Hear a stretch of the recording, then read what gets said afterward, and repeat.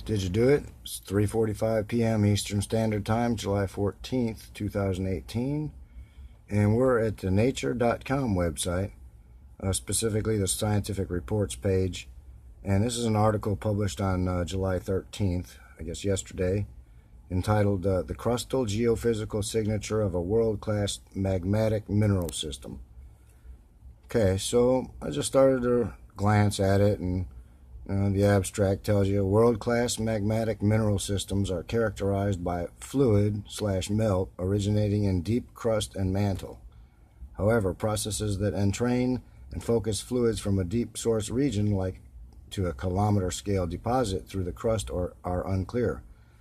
I like it when they said that. That's like them being honest. So I continued to read, and it said something about their magnetotelluric and reflection seismic program across the margin of the Gawler Craton, Australia. So that's actually Australia. I'm going to show you where that's at. Excuse me. It's right here. The Craton's right here. Alright. Anyway, so I continued to read on. Kind of interesting stuff here. And I mentioned about emplacement at discrete locations, so they're giving some clues here. This is what I want to get to. World-class magmatic ore systems are often characterized by fluids and melts that are derived deep from a lithosphere, mostly located at the margins of ancient cratons. Alright, well, here's where I want to take you to. Over here. Well, you can't really see, and it's not going to be round, but I want to show you something over here. Go back to the United States. Look up here at Hudson Bay. Now, I'm not saying that this is a craton or a meteor impact. I'm sure there's a lot of people going to say it's not, but look at that. I think that there may have been a meteor impact or a volcanic craton that collapsed there. And here's another one here. Right there. Who knows, volcanic craton or meteor impact? I don't know. I'm going to show you another one real quick that I think is kind of interesting. We're on terrain view at Google Maps. Now, you can hardly see it, but right here. Okay, that's the Colorado Plateau. I've always caught glimpsed at that. The weather patterns kind of go by the tops of those ridges every now and then. Anyway, what it reminded me of Arkansas's got that diamond mine here, and they're talking about minerals coming from volcanic origins and all that. So I went to their web page here and went to their little history button, see why diamonds can be found there, and I read about how their version of how it can be found. The reality is, you could read all their horseshit up there if you want to, which I did. And I went down here, and this is it. Kimberlite versus lamproite. Alright.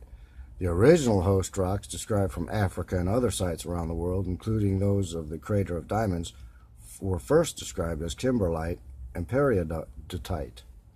Okay. But since the discovery of diamonds in Australian lamproite rocks, many of these localities have been reevaluated. Okay, that's just to throw you a curve. Okay, it's always kimberlite, okay? And at the bottom it says, you can research these rock names on the internet to learn more about the geology of diamonds. Oh, really? So I did. I went to Google Scholar, and I pulled out a PDF, Mineral Inclusions in Arkansas Diamond. Well, that's just my example there, okay? I just pulled that article, and I allowed it, okay? And pull this up, and you can see that, where does it say here? And it tells you all about it.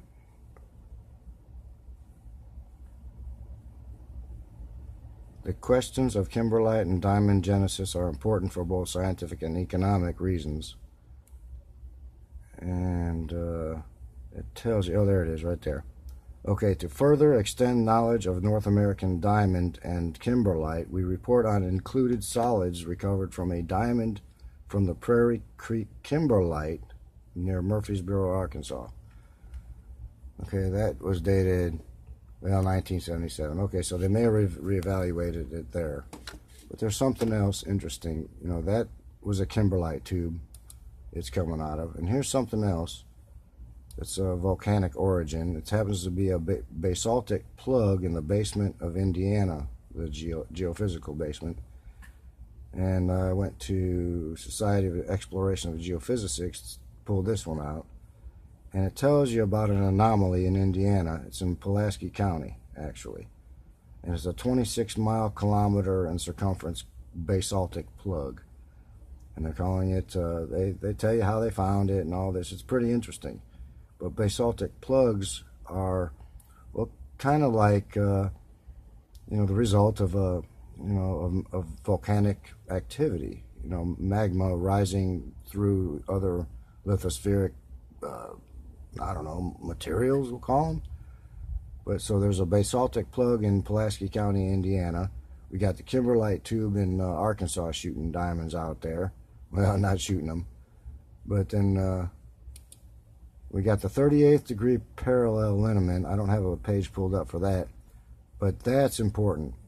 And we got hot springs in Arkansas. I think that the geothermal fields are the next locations for seismic activity, as a vent, you know, as a release, you know, as the earth vents itself.